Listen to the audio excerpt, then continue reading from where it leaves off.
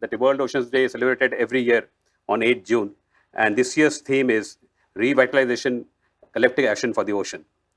I'll now invite Dr. M Ravichandran, Secretary Ministry of Earth Sciences, to give his opening remarks.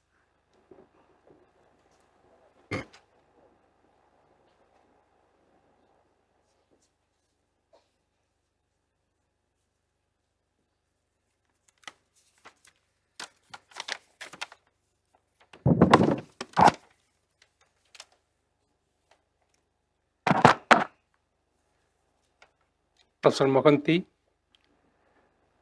Dr. Ramanamurthy, Dr. Gopal, and colleagues from MoES, directors and staff from various MoES centers, friends and members from Ocean Society of India, professors, teachers, and students, NGOs, very good afternoon to all of you, and welcome to this celebration of World Ocean Day as part of Azadi Ka Amrit Mahotsav. As you all know that we live on a blue planet with the oceans and seas covering more than 70% of the Earth's surface. Ocean provides countless benefits to our planet. Basically, it feeds us, it regulates climate, and generates most of our oxygen what we breathe, at least 50%. It provides living and non-living resources, and starting from fisheries to marine biotechnology, minerals to renewable energy. It also offers social and economic goods and services such as tourism and recreation, maritime transportation and security, and also coastal protection. It is imperative to understand our ocean for better management to conserve, protect, and restore for future generations. Considering the importance of the oceans, a proposal was put forth to the UN in the year 1992 to observe and celebrate World Ocean Day. The same was accepted by UN in the year 2008, and from the year 2009, 8th June is observed as the World Ocean Day. It is observed and celebrated to spread awareness about the role of oceans on the Earth. This year's theme is revitalization, basically collective action for the ocean. Of course, revitalization is the goal, and collective as action is how we will make it happen. The government of India, its vision for New India by 2030, enunciated in February 2019, highlighted the blue economy as one of the 10 core dimensions of the growth. It was mentioned as the 6th dimensions of the vision document. During the same time frame, UN also has announced the UN Decade of the Ocean during the year maybe 2021 to 2030. The prime objective of the Decade of the Ocean, as well as our India's program for the next decade, is mainly the ocean what we have at present, how we can transform the ocean what we have at present, and how we can what we want to have in the future. The outcome, mainly the Ocean Decade, as well as the India's program, is mainly to have a clean ocean, healthy ocean, resilient ocean, productive ocean, and predicted ocean, safe and accessible ocean, and lastly, inspiring and also engaging ocean. Some of the challenges we face with the ocean are mainly because of the pollutants, ecosystem degradation, food from the ocean, ocean economy, ocean climate nexus, ocean-related risk and disasters, ocean observing system for better understanding and prediction, and also capacity building in the ocean realm. Oceans are the key to understand our weather and climate, and also the observation required and translate the observation to information and advisory services play a critical role in securing the lives and livelihood of the communities in achieving the goals envisaged in our Blue Economy Framework, also SDG 14 and UN Decade of the Ocean. India will soon bring out the blue economy policy in the coming months. The essential components of the blue economy is mainly how to make an accounting framework, mainly contribution of blue economy in countries' GDP, how much presently and how we can improve it, and also marine spatial planning framework, development of marine fisheries, aquaculture, and fish processing to enhance domestic manufacturing and emerging industries, trade, tourism, and developing logistics, infrastructure, and shipping, and also framework for coastal and deep sea mining, new renewable energy, and also research and development in ocean sciences. An integrated framework for ocean security and strategic dimension and also international engagement along with the ocean governments is part of this blue ocean economy. Of course, the Ministry of Earth Sciences will be the nodal ministry for the administration of this policy.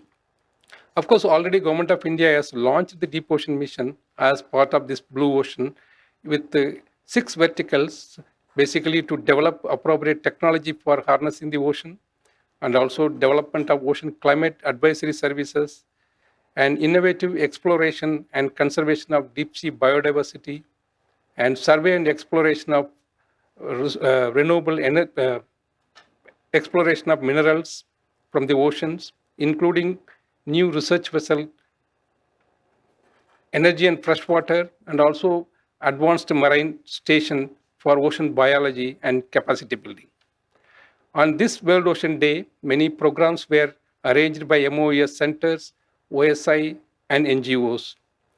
Mainly, MoES centers are open to public today, especially schools and college students are planned to visit many of the centers and also arranged various lectures and talks by MoES institutions.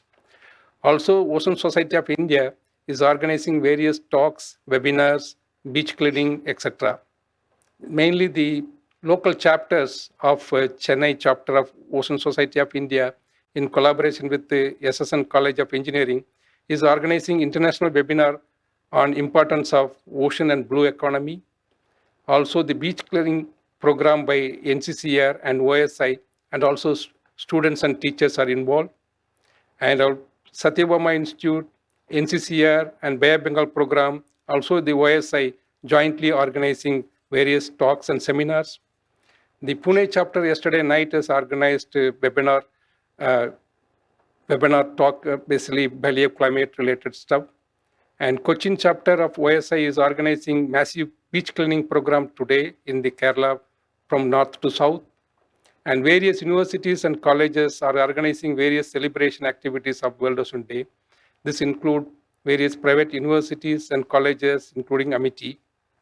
It is important that more and more participants, public, students, and younger generation to participate to keep our ocean healthy for sustainable utilization for us as well as for our future generations. Speaking at the One Ocean Summit, Prime Minister Sri Narendra Modi ji has announced and directed Indian Navy to contribute at least 100 ship days to cleaning plastic waste from the seas. And also Coast Guard has put forth a lot of effort in cleaning the ocean.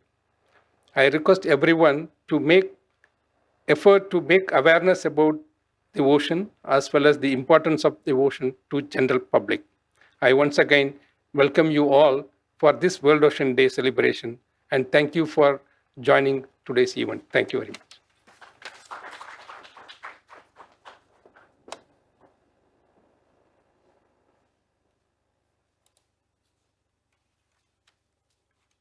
Thank you, Dr. Ravichandran, for your opening remarks. With a coastline of about 75,000 kilometers, India has a unique maritime position. 9 of its 29 states and the nation's geography are coastal, and the nation's geography includes about 1,400 islands.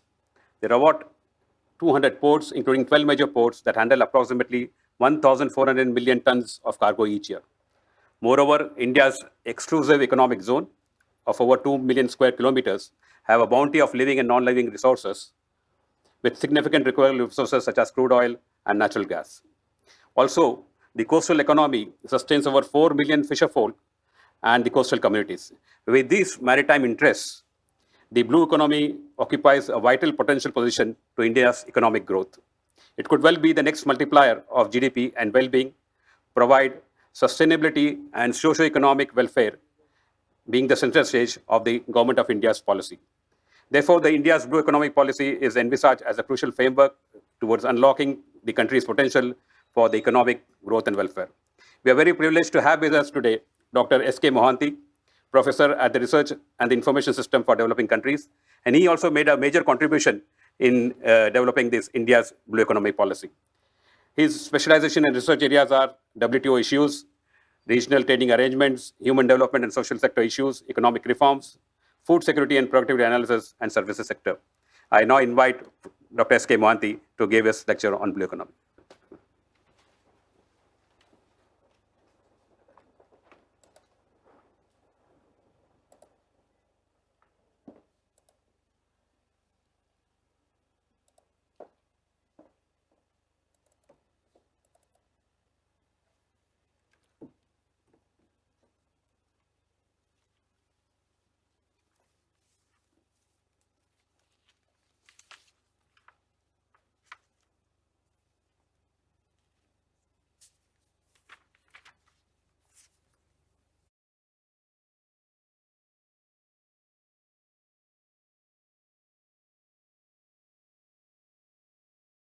Good afternoon, Honorable Jitendra Singh, Minister of State, Independent Charges of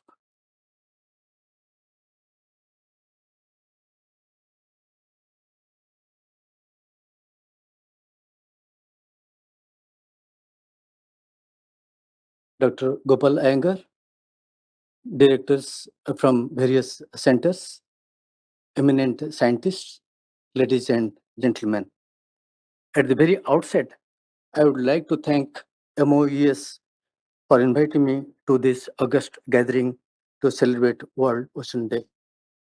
I will take this opportunity to share my thoughts on the pressing issues which India is likely to face while implementing blue economy policies in India. So I have kept the title of my presentation as towards shaping blue economy policies in India. Okay. Prime Minister Modi, when came to power in 2014, very clearly outlined that what blue policy, what blue economy for India, and how that can take a shape over the past several years in our own tradition, how it is being embedded. He mentioned that we must promote greater collaboration in trade, tourism, and investment, infrastructure development, marine science and technology, sustainable fisheries, protection of marine environment, and overall development of ocean or blue economy. To make it more specific, while visiting Mauritius,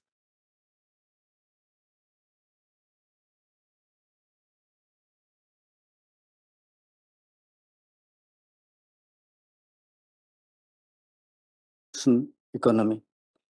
This is how the central the ocean economy is to us. So that is his vision of defining blue economy. Coming to the issue of blue economy, the whole process started in 1992 in the Rio conference, where the relevance of preservation and sustainable use of resources was discussed. After 20 years, in 2012, again in Rio, the same issue came up very prominently, and where the emphasis, particularly led by you came as a green economy, again to how to have sustainable use of resources, and also how to ensure that future generation have got enough resources to use. But some SIDs, small and island countries, very prominently mentioned that for them it is the ocean around them, it is the blue ocean which is important for them, and the whole debate again shifted towards blue economy. So why is blue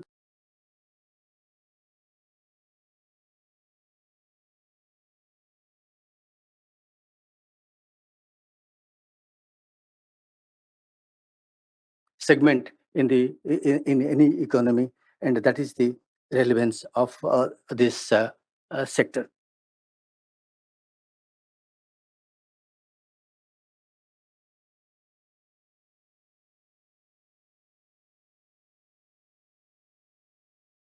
It is, and that is why it is important that this sector should be promoted.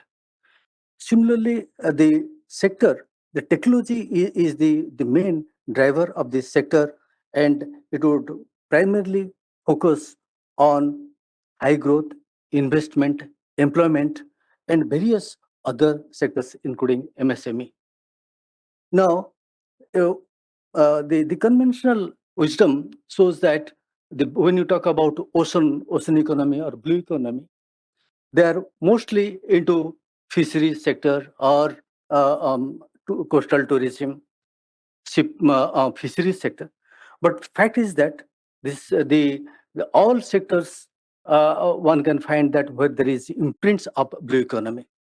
So the the development of this sector is very closely associated with other sectors, and therefore it is important that international collaboration is very much required. So after all, what is blue economy?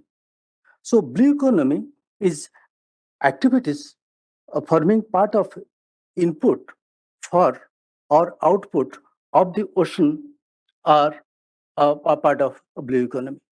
So the coverage of a blue economy is quite vast, and if we look at the sectors where we have got the imprints of the blue economy, it is in the agricultural sector, it is in the extract sectors, pressures, it is in the energy, offshore, both renewable and non-renewable energy, in the construction sector, the marine infrastructure, in the major part is manufacturing, services, and whatnot. I think in most of the sectors, one can see the improvements of blue economy. Now, the definition of a blue economy is not consensus globally, and therefore, in the report produced by PMESC in 2020 that clearly defines what is blue economy. It covers various elements, including India's global jurisdiction. It talks about socio-economic development. It talks about production and sustainable consumption, economic development, environmental sustainability, and covers coastal, onshore, offshore resources. So it is a very comprehensive definition that it has undertaken.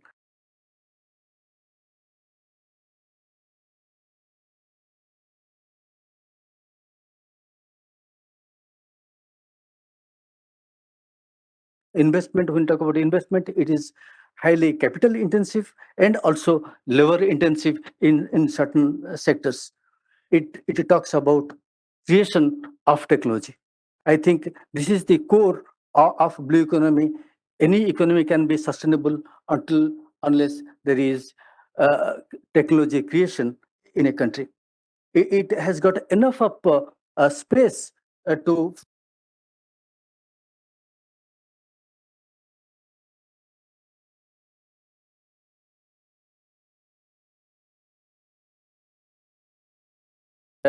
so that the MSME is very important for them, which is creating huge white-collared employment in this sector, which is more technology intensive, and therefore the Minister of Earth Sciences as a major responsibility in terms of fostering MSME sector in the country. So the key focus would be on the long-term outlook and also to the growth contribution of this sector. So now when we discuss about the sectors, where is a blue economy, I think it is all pervasive. It is spread all over all sectors. It is in agriculture, one can see. It can see in the energy sector.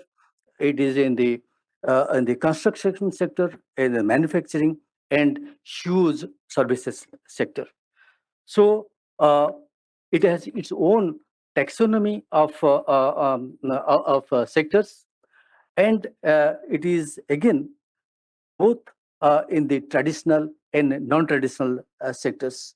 So that's why it has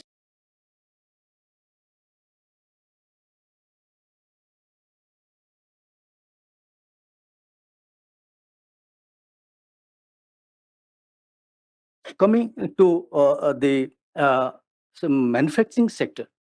China has the lead in this sector.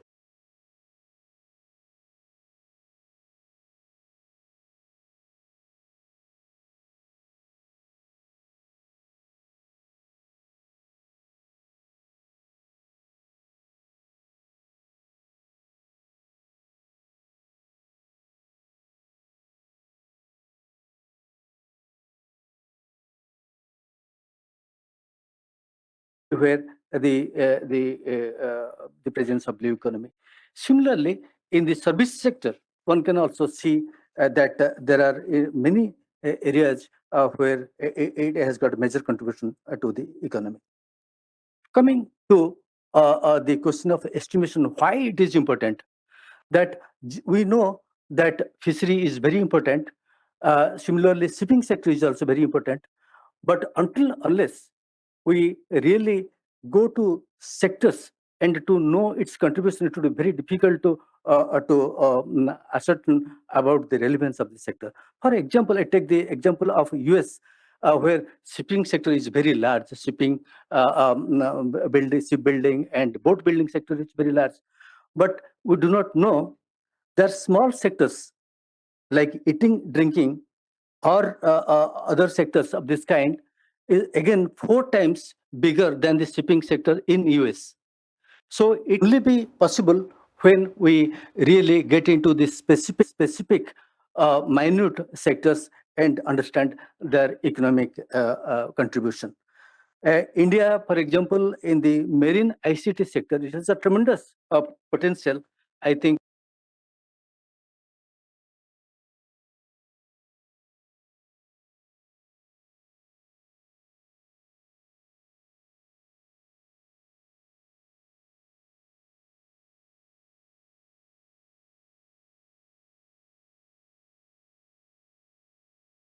stakeholders, the scientists, uh, environmentalist, economist, strategist, and many sectors one can see. For example, in science sector, the development of the entire range of technology, critical technologies, biopharma, biodiversity. Secretary has already mentioned that where do we stand in science. Similarly, in the environmentalist can also contribute. Economics also can contribute in the area of production and consumption, the estimation, and the policy planning in the trade sector.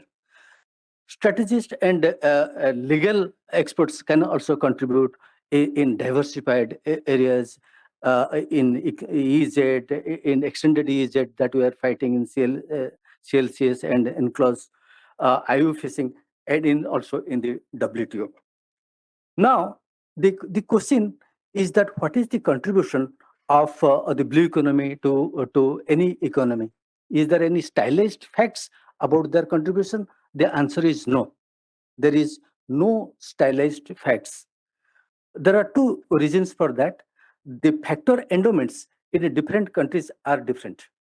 As, for example, as we move from Bengal towards Tamil Nadu, in every 200 kilometers on the coast, you find that change in the composition of places.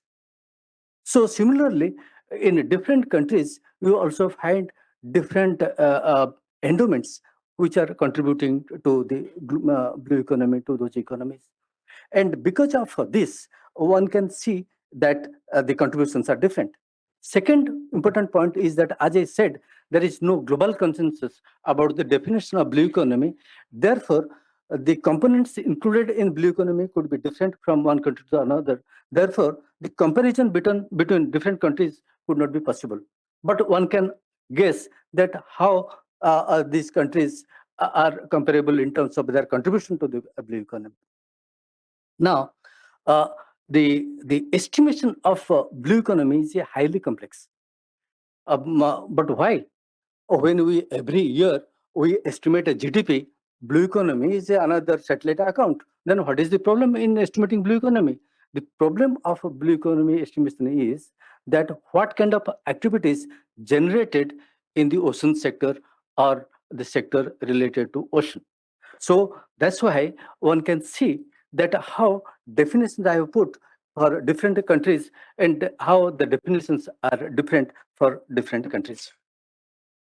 Now, different countries took various initiatives in terms of fostering their blue economy policies. In 1972, one Indian company, Nathan Associates, for the first time tried to estimate that what could be the size of blue economy in US.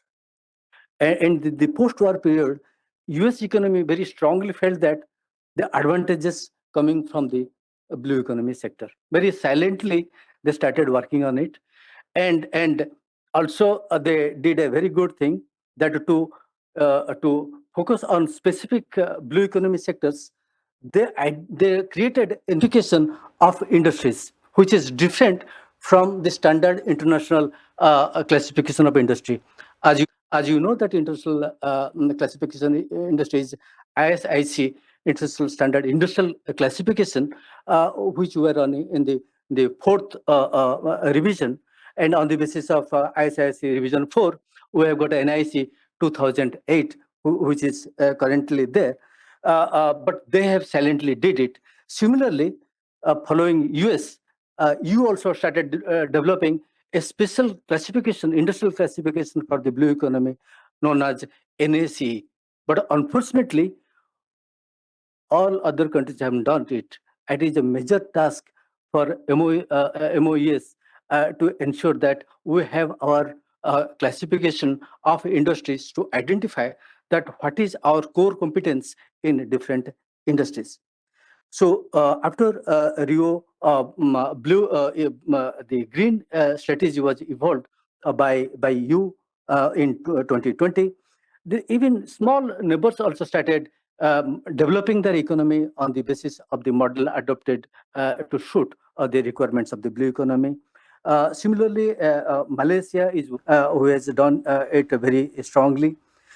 China has initiated this program since 1964, which we were starting at this point.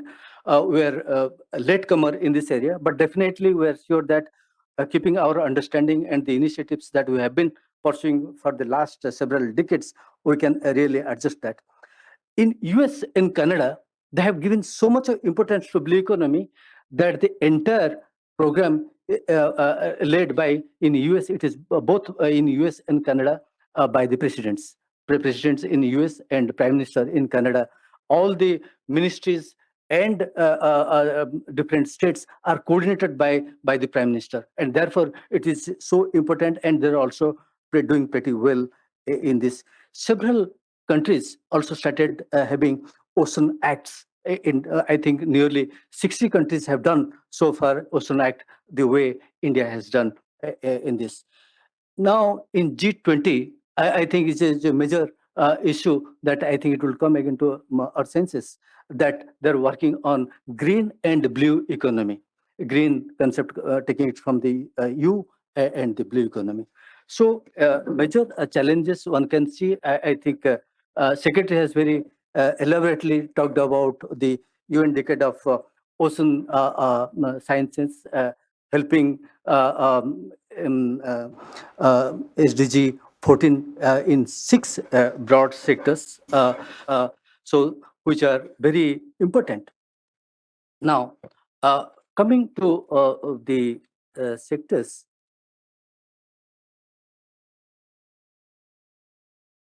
what is now there in India? That's very important and crucial. That India has done comprehensively most of these sectors in our analysis. In the 7-volume report of Blue Economy by PMEAC, it has covered almost all sectors, which is inclusive of both traditional and non-traditional. What we have done, that there are more than 18 ministries in the in the center, 9 provinces and 2 UTs, and several bodies linked to the ocean sectors are linked to various activities, and coordinating between these actors, stakeholders, could be very challenging task for India to take it forward. There are discussions about to India. There is we have already done some efforts for the last 1 decade about the extended EEZ. If we get access to extended EEZ from both sides, Arabian Sea and Bay of Bengal, probably the area under water would be same as the land that we are having. So the discussion about to India, I think it will be a reality within a couple of years from now. Now, we have got several policies related to the strategic issues such as the Sagar, and also infrastructure development as Sagarmala. So, in this regard, we have got 2 major initiatives, policy papers. One is on national maritime policy and another on national blue economy policy. I think we are RIS is engaged in both the reports, but the important aspect is about the estimation of this sector. Why it is important? I said that it is not important, therefore many developing countries are not doing it each year, because the classification and the activities in the ocean sector. I think the ocean sector, the way we see in national income accounts, could be different from that of the blue economy sector. Similarly, identification of industries at a very disaggregated level, at a 5-digit industrial level, is very difficult. Similarly, from activities, the most important aspect is about the product. So for trade, you need to have activities. So at the activities, we can only estimate the contribution of the sectors, but you have to go further, a more segregated one at the product level. So product level, we can come to the trade. I think we have used various other statistics to arrive at the contribution of various industries at 5-digit level, 5-digit NIC 2008 in India. So that would give the individual contribution of different industries. I think the report has given the baseline that what could be the approximate contribution to GDP. I think the major work will start from now, when we'll again revise each sector's contribution in the coming years. That will be more challenging for us. In this, the most challenging part is about, there are certain sectors like fishery, like water transport, like many other areas, where the full contribution can be accounted under the blue economy statistics. But there are several such industries and products where you find that they're partially related, and therefore getting appropriate weight for such industries and product could be Herculean task that in the coming year we'll be facing. We have already identified 216 industries at 5-digit NIC 2008 classification out of 2,100 industries. But this 216 is not enough. I think we can see more than that. That's the challenging task we see. Now, what we have really got, and what is the real contribution of blue economy? Contribution of blue economy, of course, it is 4%. Of course, by any international standard, it is pretty high. But the most important aspect is that during the pandemic, during the recession, when it came in 2009, and then the second phase we got into in 2013-14, the blue economy was performing better, but it became more resilient to pick up as compared to the overall growth rate of India. As we know, India is the fastest growing economy in the world, but blue economy is growing faster than that of India's overall trade sector, GDP sector. And same is the case in the trade sector. So that is the beauty of this particular sector. Now, what we have done, we have now the whole work of the estimation stopped in 2016 when the report was released. I think in recent years, I think the last week we have got the recent estimate about the blue economy in the overall GDP of the economy. Now, what we have seen that in 2021, the GDP figure we got only last week, and then we re-estimated the contribution of blue economy. That what we have seen that it is quite voluminous in size.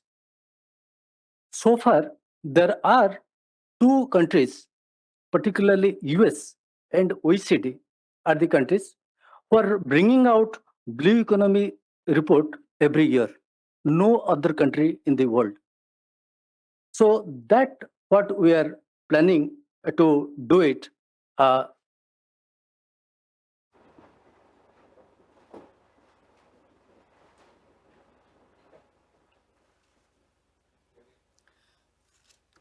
So what we are now develop the capability that we can, like US and OECD, we can bring out blue economy report every year. According to the recent statistics of GDP, which came out, the estimate came out last week, we have estimated that what is the contribution of blue economy.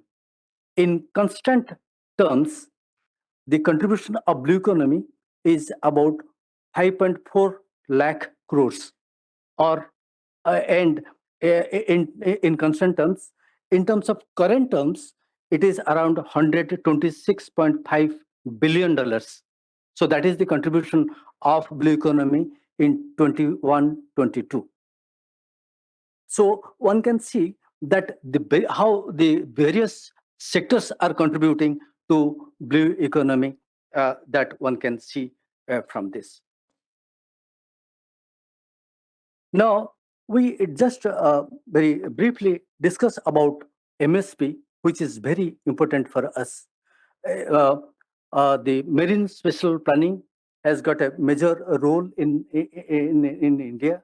I think there are some initiatives done earlier.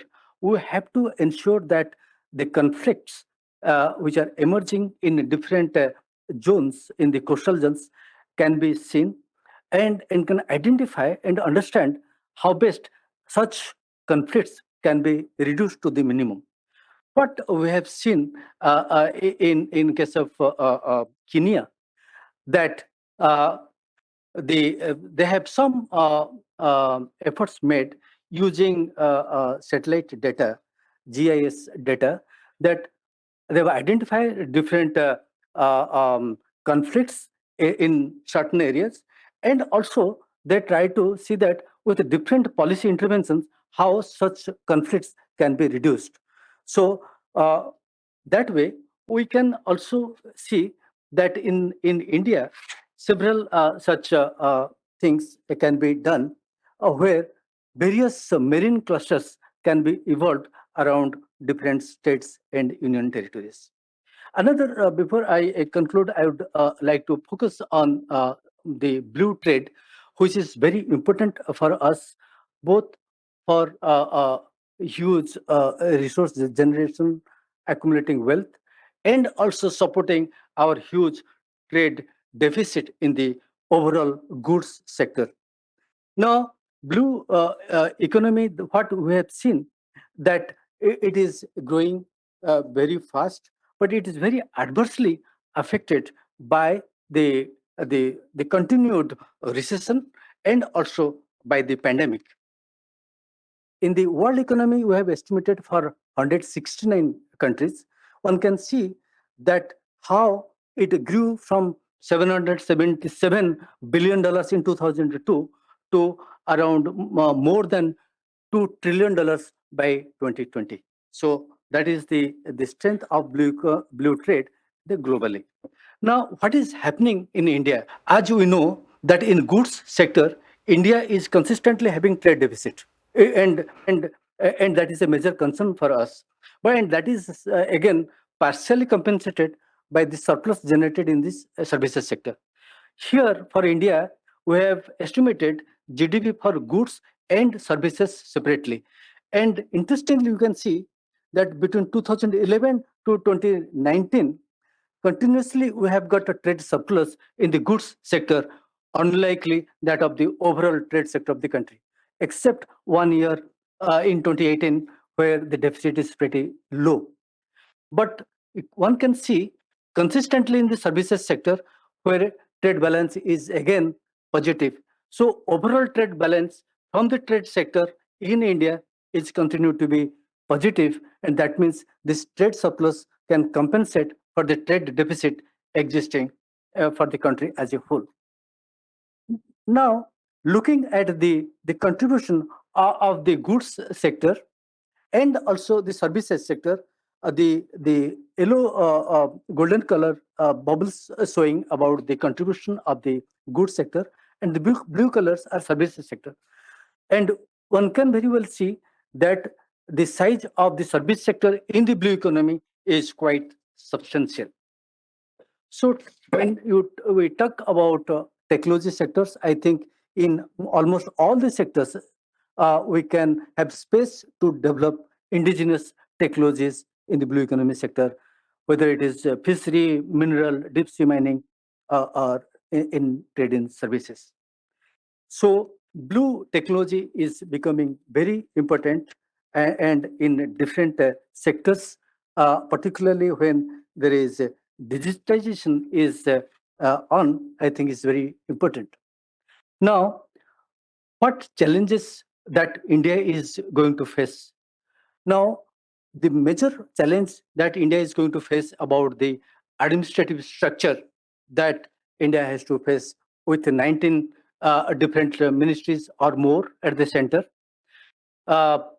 9 states, having coastal states, having several bodies associated with the ocean, organizing them and to get best efforts from them is also very critical position. Another, developing a framework for estimation is another challenge.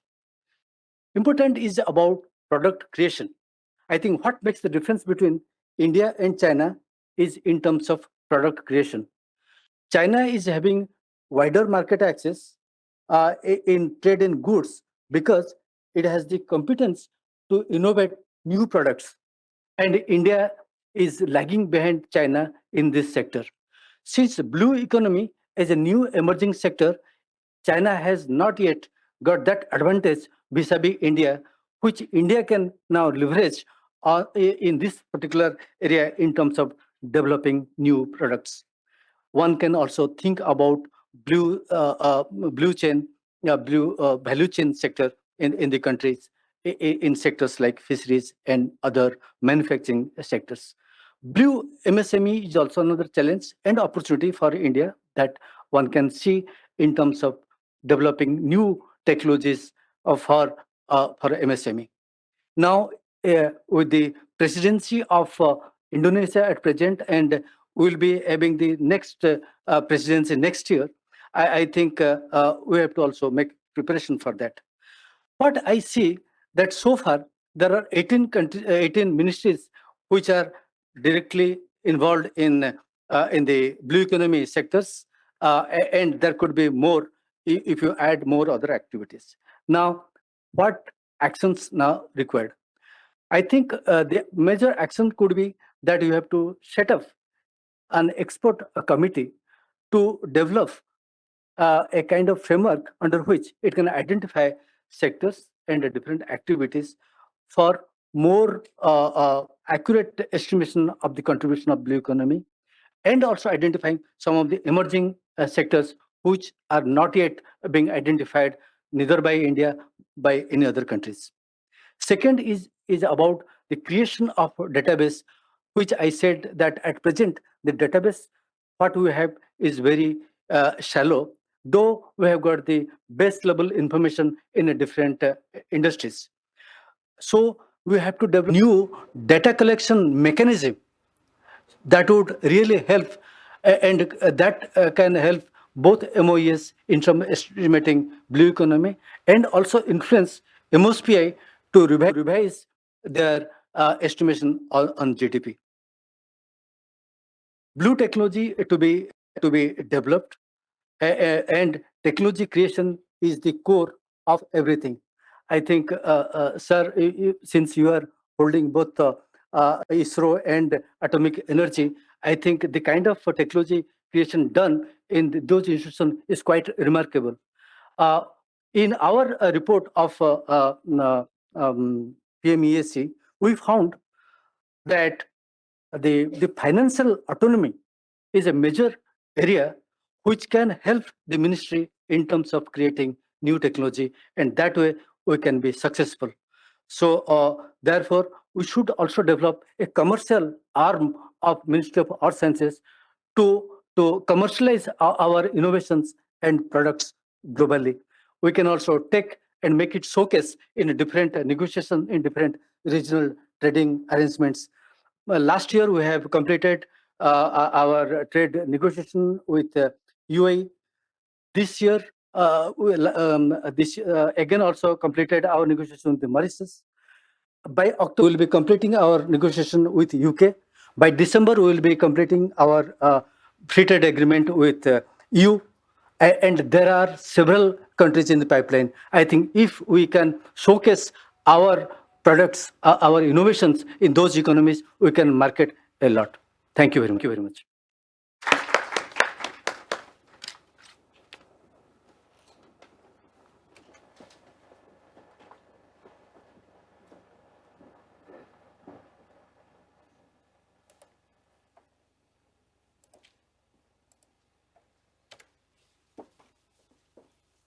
On behalf of the Ministry of Earth Sciences, I profusely thank Professor S K Mohanty for giving us an enlightening talk on various aspects of the blue economy. We now welcome our Honorable Minister for Science and Technology and Earth Sciences, Dr. Jitendra Singh ji, and I request our Secretary, Dr. M Ravichandran, to escort our Minister to the dais. I also welcome Professor S K Mohanty and Dr. Ramanamurthy to be on the dais, please.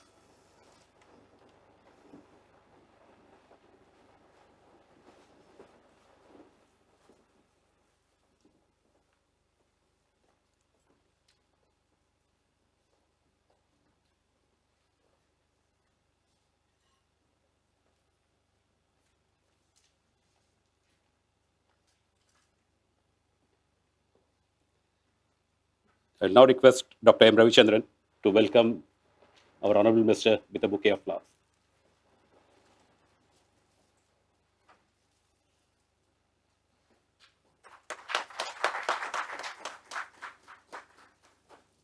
I now request Dr. Ramanamurthy to welcome our lead speaker of the day, Dr. S K Mohanty, with a bouquet of flowers.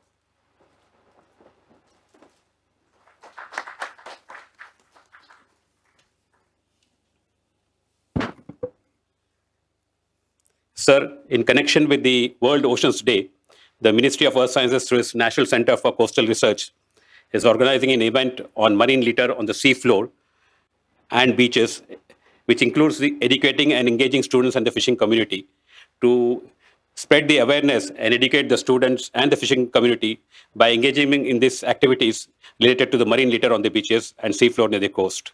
So this event is being organized in Chennai. So we have a team from the National Center for Coastal Research there, live out there. So shall we?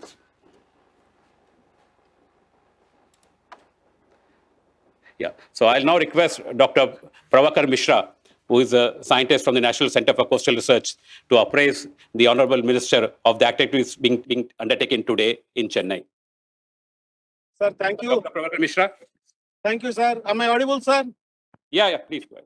Yes, sir. We are here from the National Center of Coastal Research. We have congregated at the mouth of Adair River to take up a cleanup, coastal cleanup, as well as in the ocean, as well as in the ocean sides.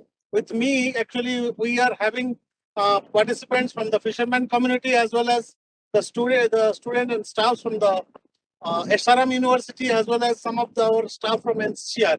So here today we have done a cleanup for a area of almost 5,000 square meter area, as well as we have also in the near coastal ocean, we have in the deep in the ocean floor also we have done some of the cleanliness activity. And here some of my colleagues are sitting, and I understand that that the message is very clear that we must keep our coastal environment clean so that the life also will sustain. So that is the message we have given to the fishermen community, and they are also very enthusiastically participated in the program. And at the same time, we have also cleaned the beaches, and this activity we are doing for a long time, since 2017. Almost NCCR has taken an awareness program at 75 to 80 beaches and on the pan India. And this year also there is a massive campaign we are going to do in the coastal cleanup day. And that's all about me from this side. Thank you, sir. Any interactions that we have to? Hello? Yeah, please hold on. Yes, sir.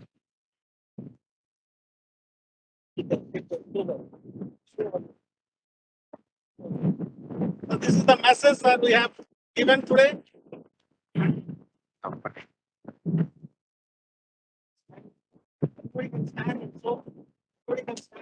பேக்ல உள்ளவங்க மட்டும் back மட்டும் கொஞ்சம் எதிர்ச்சிருங்க sir. They are talking among themselves. Anyway, Dr. Mishra, can you hear us? Yes, sir. Yeah, very well done. We all wish to compliment you. I can see there's a lot of, I think it's quite breezy over there at the beach. Yes, sir. Very hot. Hot, but at the same time breezy and humid. Yeah. And I'm glad that you have a lot of youngsters. Yes, sir. Just 3 days back, we had this Environment Day, and today we have this World Ocean Day. Yes, sir. And both the aspects are interlinked to each other.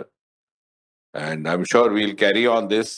Today, we are observing this day and doing all this just to reiterate our commitment. But this does not mean that we'll clean the beach only once in a year.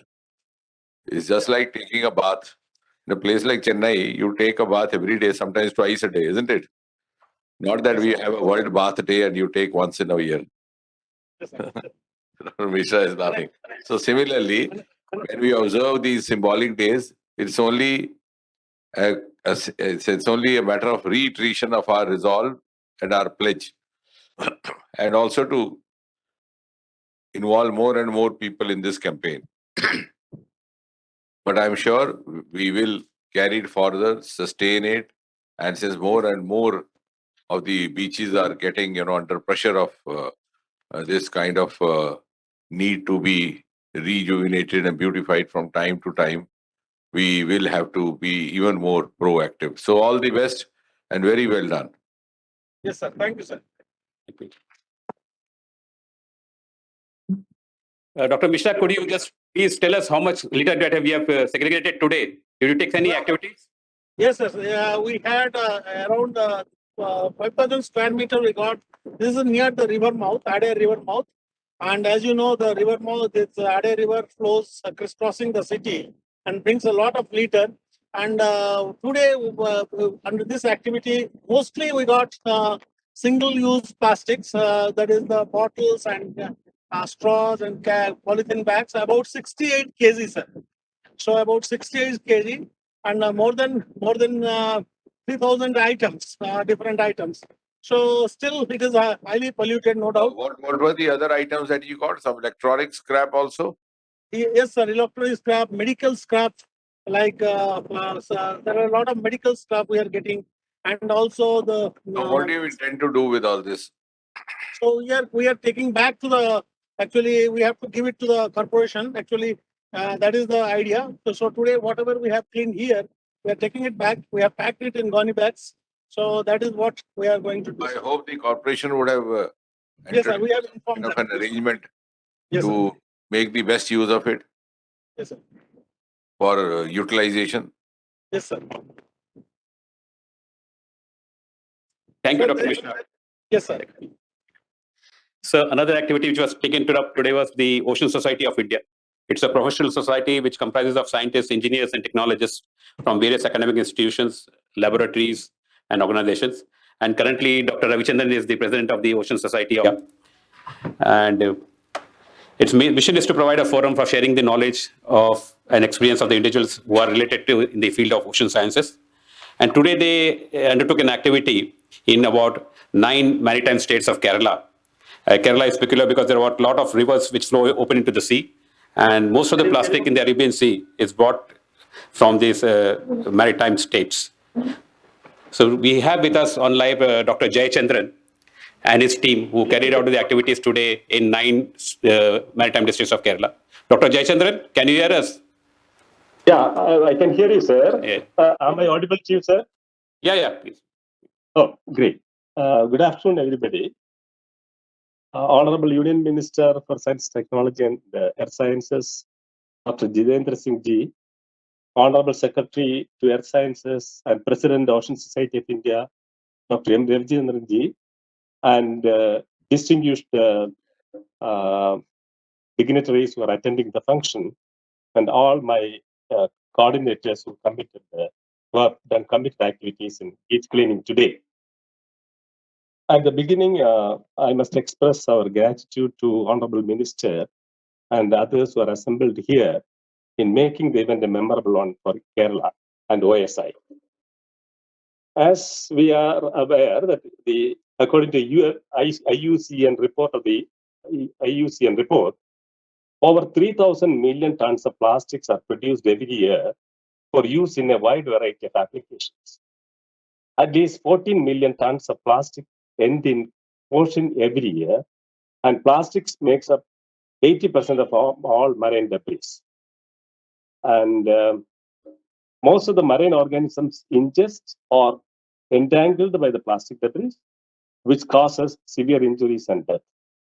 Therefore, plastic creates a lot of menace.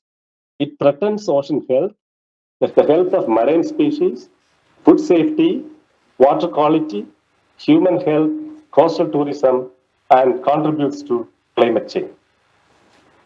Kerala, as the introducer has already mentioned, has 41 rivers, small rivers. I'll take only 2 minutes, sir. 41 rivers which open into the Kerala coast. Professor And we are Yeah, I'll be brief. Not brief. We are here to listen what you are doing at the beach. Because the rest of it, Yes, I have an expert by my side called Dr. Ravichandran to tell me all the merits and demerits. So please just focus on what you are doing. That's why we have connected you.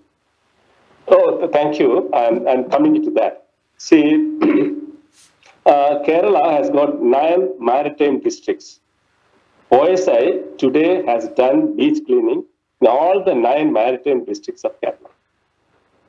The very noteworthy feature is that in the beach cleaning activity, vice chancellors, elected members, MLAs, chairperson of various corporations, councillors, students, large number of students from schools and colleges, and all assembled in all the 9 districts.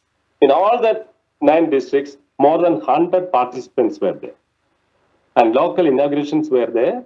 And we have collected more than 100 different items. But since it is activity extending from Kasargod up to Trivandrum 9 districts, we are trying to get information from different parts. And the district where I have associated is Alappuzha, where we have collected 80 bags, gunny bags of plastics. We are in the process of sorting out, and we will give a very good report about the plastic pollution along the entire beach of Kerala state. And in this connection, we have also made a brochure, which our Honorable Secretary has released, that is being circulated throughout the country for awareness purposes. Very nice. Thank you so much, sir. You deserve to be complimented, having involved such a large spectrum of citizenry, ranging from vice chancellors to the PRIs and the corporators. And I'm sure you'll be able to sustain this. You have prepared a brochure. If you could also manage to prepare some video films dedicated to these 9 districts that have been worked upon today, we could circulate that, also put it on the various social media handles. They could motivate and also give a cue to the others to follow. Thank you. Thank you so much, sir. Thank you. We'll try to do that. Thank you, Dr. Jitendra. Yeah. I now request our Honorable Minister, Dr. Jitendra Singh Ji, to give his address.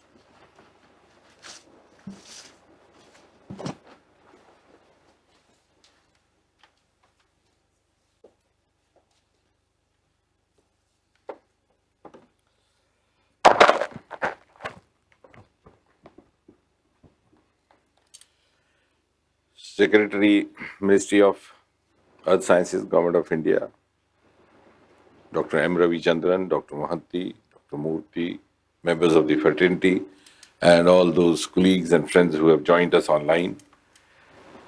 At the outset, I have to share with you the greetings on the occasion of the World Ocean Day, which is being observed all over across the world on this day, that is the 8th of June. And as I was saying in the interaction which happened informally, that these days are actually earmarked to reiterate our resolve, our pledge to a cause.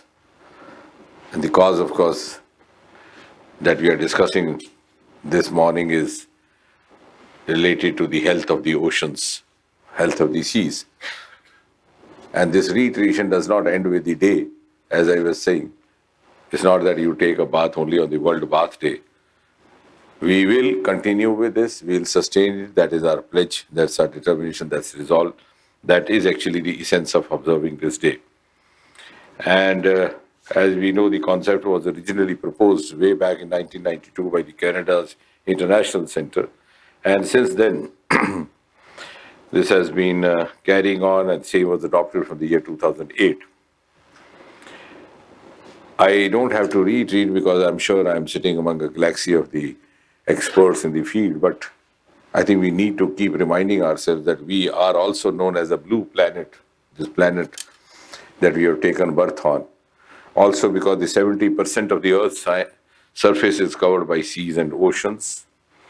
And I think that's becomes all the more important from the point of view of India, because we have a large coastal line, up to several thousand kilometers. We have a huge reserve of living and non-living beings in that. And assets which vary from tourism to mining to all the other explorations that are linked with the sea waters and the ocean waters. And as the projections indicate, by the year 2030, we'll have about 40 million people depending on their employment through one or the other source related to ocean industry. So that itself is going to be, just as we have a Ministry of Earth Sciences, I can visualize 20 years hence from now, we'll have a Ministry of Ocean Industry. Just as we have Ocean of Steel in this mining, and we have. So maybe that will be the quantum and the huge stake that the world, not the world alone, but the India as such, be having with this area. And now the concern is, of course, so now as we go about rejuvenating and renovating our beaches, also the concern is how to preserve what is getting depleted. And as I was going through the figures, about 90% of the fish population depleted and 50% of coral reefs destroyed. So I think that is one challenge, and that's why some of us have laid down before ourselves the goal of protecting 30% of the blue planet by 2030, giving it a fancy name of 30 into 30. So we are able to preserve 30 by the time we reach 30. I think that itself would be the minimal that we could do for this cause. And Indian Ocean, as I've been always saying, has its own richness in the sense that we are the only country we have an ocean named after India. I was telling the other day some of the experts from abroad, you have a country called Australia, you have a continent called Australia, you have an island called Australia, but the ocean around is not Australian Ocean. Which means, in other words, that in the ancient times, those of the experts or the ancestors who would have preceded the scholars like Dr. Mohanty might have at that point in time realized the huge asset and property that lies beneath the surface of the ocean.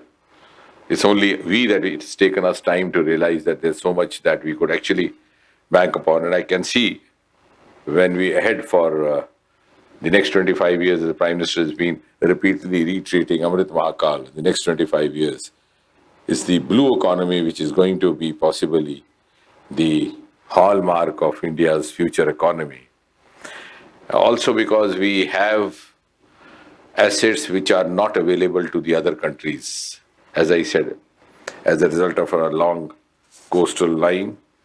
And that also gives a very critical and a crucial role to this ministry in the times ahead. And I also would not hesitate in expressing my gratitude to Honorable Prime Minister. He spoke about deep sea mission from the ramparts of the Red Fort. And many of the countrymen who were listening to it and who didn't know what it is about were actually prompted to ask, what is this? And they were told that there is something which is related to the Ministry of Earth Sciences. And prior to that, I would sometimes tell the Secretary in Earth Sciences, I said, you should do a survey in Delhi and find out and put just one questionnaire, where on earth is the Ministry of Earth Sciences? And many would not be able to tell you. So, because of the focus and the priority which the Prime Minister has given, we have gained visibility. But at the same time, as we gain visibility, it also gives us a challenge to prove ourselves to that kind of projection which we got, because when one of our agendas becomes a part of the Independence Day address, it's also a declaration of the intent of the government, which we have to actually fulfill. Otherwise, not that the countrymen only complain, we have no less number of social media trollers also around. So we'll have to actually move in that direction faster than we expect. And of course, the sea minerals.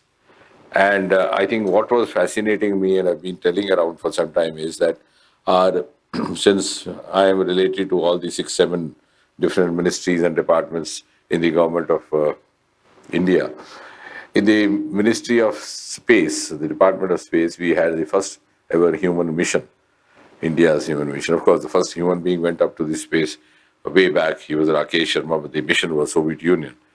Now it's going to be an indigenous mission with an Indian human being, maybe 2 of them or 3. It got delayed. We had planned it before the Independence Day of 2022, but this is not going to be happening because now we are going to send one trial mission followed by a rover mission called Biomitra. So it will be possible only by 2023, maybe in the second half. So I was telling Dr. Ravichandran that it's a good omen in the sense, possibly providentially planned. The COVID has come in to give you more visibility, because around the same time, the Ministry of Earth Sciences and the Oceanography would be sending first Indian human being deep into 500 meters. So I think if otherwise the science achievements or the science developments don't make news for the mainstream media, this will make news, that we are going to have one Indian in the space and almost around the same time, one Indian deep into the ocean. So because sometimes we give out a 4-page press note and then they ask what is the news. So that is the kind of fate the scientific fraternity. But I think this is something which is easily consumable, also catch the fancy of the common audience and the common readers. And that is a very ambitious goal. And I'm glad when Samudrayan was launched, I was part of it. It was quite an educative experience for me. And I'm not going to talk about the various ocean-related institutes which are working under this ministry. There are about 4 of them. But I think one of our important activities is, of course, the coastal beach cleanup, which has happened today. And also, in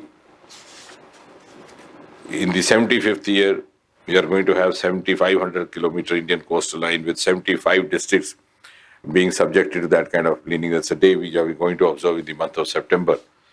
And we have already got into various other experiments also as desalination, etc. So what I'm trying to say is that on the one hand, we are into research and development. On the other hand, we are also trying to explore how best to make this applicable to various walks of life, to bring in ease of living. We have a huge problem of drinking water on the sea coast.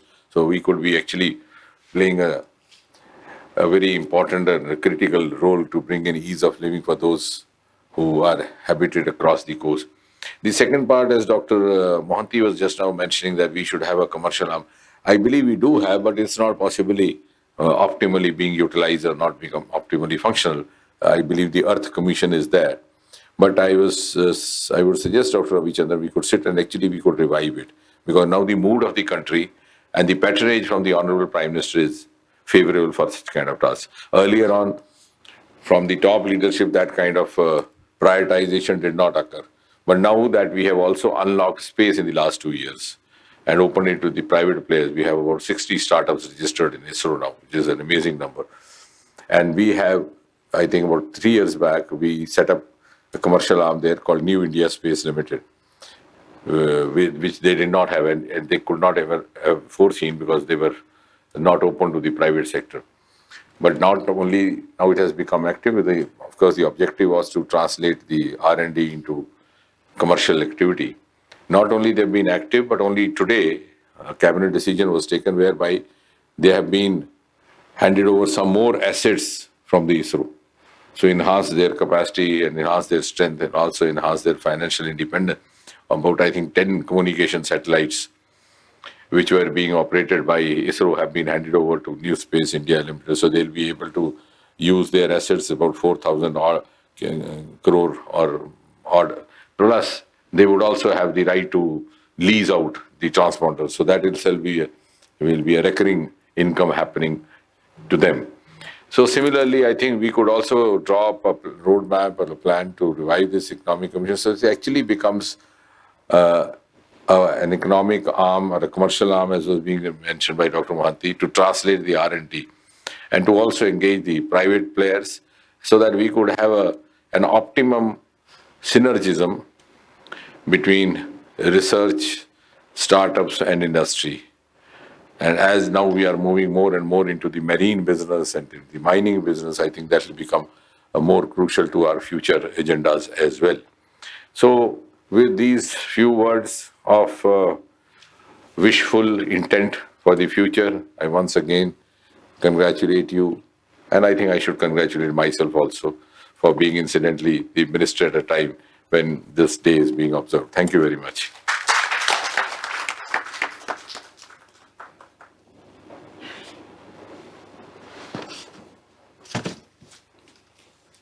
Thank you, sir, for your address, and we continue to look forward to your guidance in all the activities of the Ministry of Earth Sciences.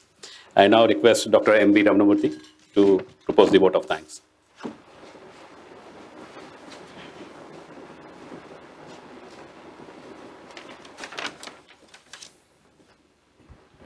Respected Mantri Ji, Sri Dr. Jitendra Singh, Minister for State, Independent Charge, Minister of Science and Technology and Minister of Earth Sciences, Dr. M Ravichandran, Secretary, Minister of Earth Sciences, Prof S K Mohanty, RIS, colleagues from MoES institution, students, ladies and gentlemen, and Ocean Society of India.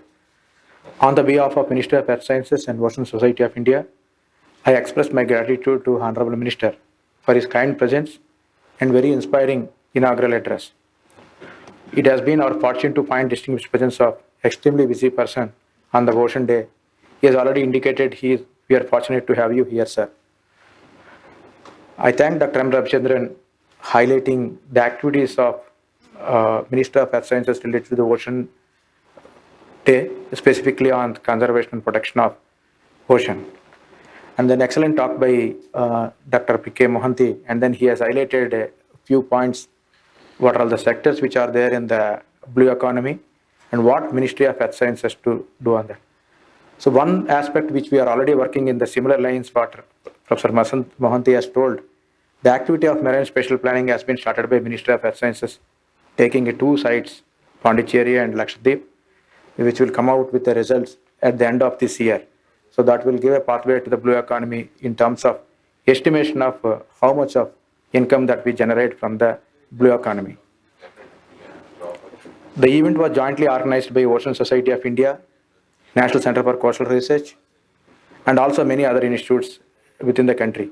On the behalf of Ministry, I would like to express my deep appreciation for the response from the universities, schools, for their participation in cleanup activities to spread the message, collective action for ocean on World Ocean Day.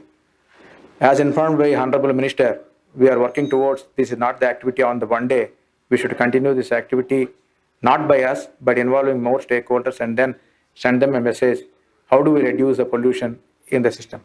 The objective of this cleanup is basically to identify the source of pollution and then see how it reaches to the ocean. That will help in developing a policy at state level and also at the central level. I thank all directors of ocean institutes and other institutes of the Ministry of Earth Sciences for their active participation. Finally, colleagues from the various sections of the ministry here deserve to be complimented for systematic execution of event. Dr. Gopal was there and the main architect of this event for that. I thank all whom I could not able to mention by name. Thank you all. All are requested to join for lunch in the